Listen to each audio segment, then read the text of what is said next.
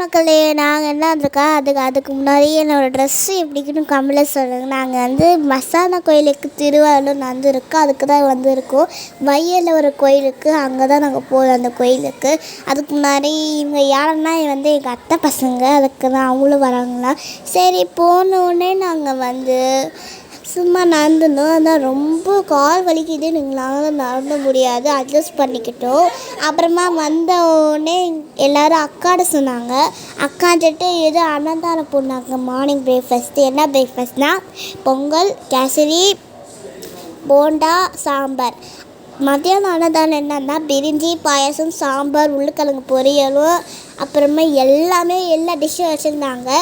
அப்புறமா நாங்கள் வந்து பூஜைக்கு வந்துட்டோம். பூஜைக்கு உள்ளே வந்துட்டு எல்லோரும் மாலை போட சொன்னாங்க.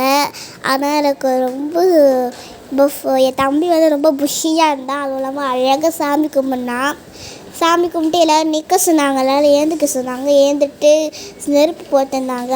சாமி கும்பிட்டுட்டு நாங்கள் வந்து என் தம்பி எல்லோரும் வெளியே வர சொன்னாங்க. பொங்கல் தேங்காய் வெத்தனை போவா எங்கள் அப்பா வந்து லைட்டாக ஆடினார்.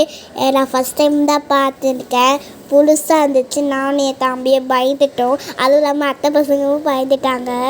நான் வெளியே வந்துட்டு நாங்கள் வந்து வீட்டுக்கு கிளம்பிட்டோம். வீட்டுக்கு உடனே நாங்கள் டயர்டில் இருந்தோம். சரி கொஞ்ச நேரம் டிவி பார்த்துட்டு நாங்கள் திருப்பியும் அப்புறமா எங்கள் அப்பா ஆடினார். உங்களுக்கு பிடிச்சிருக்கா லைக் பண்ணுங்கள், ஷேர் பண்ணுங்கள், சப்ஸ்கிரைப் பண்ணுங்கள். Okay bye.